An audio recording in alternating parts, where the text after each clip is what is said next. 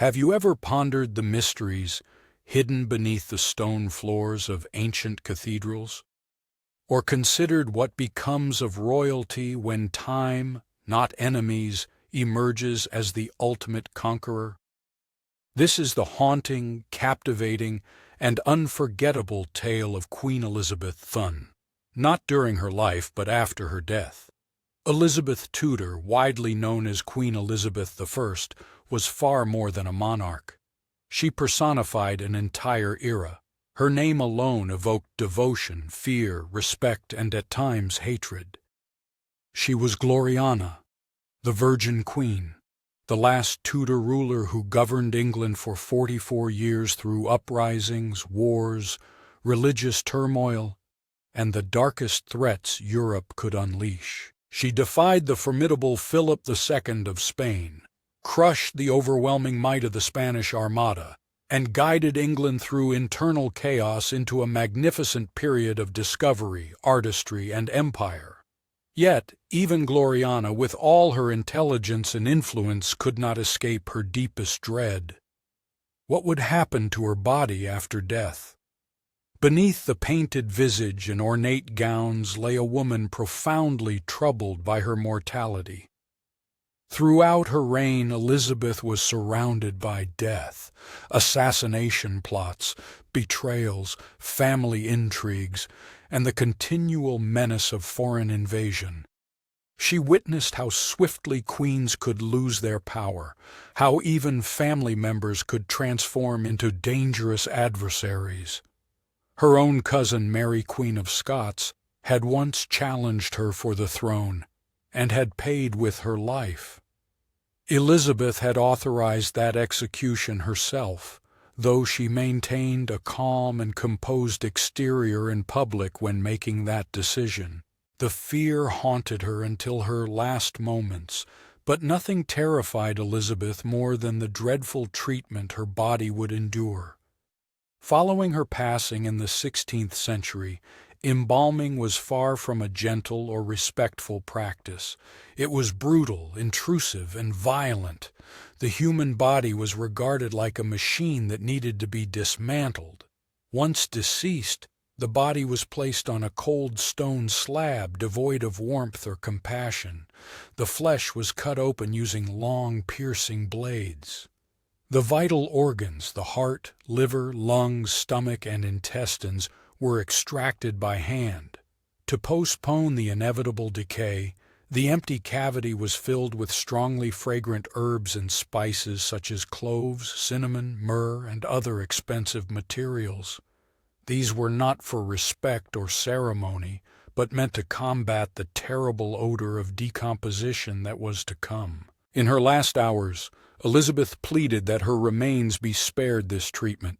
She implored her doctors and the court, asking them not to open her nor remove what she wished to present to God intact. She desired to meet her Creator just as she had lived, unaltered, untouched, and unbroken. However, death does not bargain. On the 24th of March, 1603, Queen Elizabeth I passed away, and with her death, all the orders and safeguards of her royal role disappeared. The physicians and surgeons, obliged by duty and practicality, did what had to be done. Her body was taken to the embalming chamber where her chest was opened. The vital organs, including the heart that had carried the hopes of a nation, were removed alongside her stomach and liver. The intestines were removed and replaced with aromatic spices pressed firmly inside. These drastic measures were not taken out of reverence but to avoid a disaster, the swelling and possible rupture of her corpse during the state funeral. Without this precaution, the buildup of gases inside her decomposing body could have transformed her coffin into a dangerous explosive. This threat was genuine, as other royal funerals in history had witnessed similarly horrifying incidents where coffins burst open, revealing gruesome scenes that stained what should have been a respectful farewell. The embalmer refused to let Elizabeth's final journey turn into such a tragic spectacle. After the embalming was finished, Elizabeth's body was draped in luxurious crimson velvet adorned with Tudor roses, symbols representing a dynasty now nearing its conclusion. She was enclosed within a heavy coffin lined with lead, created not only to honor her status, but also for safe containment. Once the coffin was sealed, the ceremonies commenced and the ultimate procession of England's last Tudor sovereign began. The royal barge carried her along the Thames, through somber waters and beneath gloomy skies. Thousands stood silently along the riverbanks, grieving their queen. The atmosphere was solemn, beautiful yet misleading. Those near the barge murmured about a strange, lingering scent, a sickly, sweet smell escaping from the coffin, barely held in by the lead lining. Even in death, Elizabeth's body served as a reminder of human vulnerability, with the gases of decay slowly oozing through tiny fissures invisible to the eye. The fading memory of her presence seemed to drift softly with the breeze. If the coffin had given way, the consequences would have been catastrophic.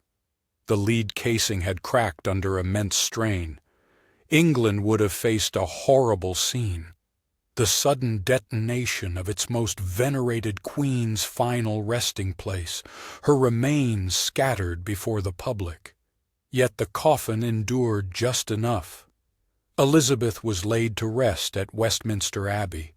Beneath the towering stones of that hallowed ground, her tomb, grand and serene on the surface, promised everlasting peace. But many years later, in the late 1800s during Queen Victoria's reign, the quiet of her burial site was disrupted. A man named Dean Arthur Stanley received permission to investigate the sealed royal vaults beneath the abbey. The Victorians were gripped by curiosity, eager to uncover history firsthand. Literally with a lantern in hand, Stanley descended into the cold, dark realm where England's royal dead rested.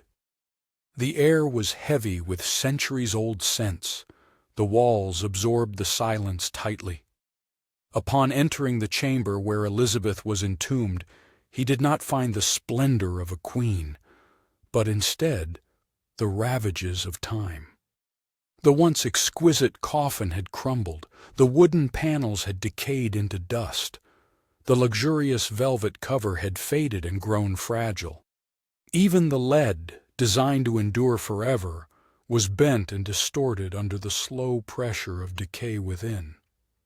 The letters E.R.R. Elizabeth Regina remained faintly visible on the lid, a haunting echo of the woman once known as Gloriana. Yet this was not all that lay above Elizabeth. Within a shattered coffin rested the remains of her half-sister Mary Queen of Scots. During their lives, their rivalry divided England through fire and blood. In death, they were confined together in the same cramped vault, foes while alive, neighbors for eternity. The atmosphere encasing them held centuries of trapped decay. Stanley found himself solitary, encircled by two queens long departed, yet forever linked by a story unwilling to fade. What he witnessed confirmed a harsh truth. Even the most powerful monarchs cannot escape the slow, relentless appetite of time. Elizabeth's body, embalmed with great urgency, had not decayed in peace.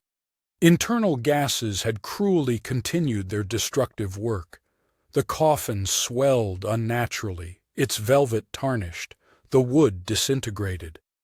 Yet within this ruin, traces of her identity persisted.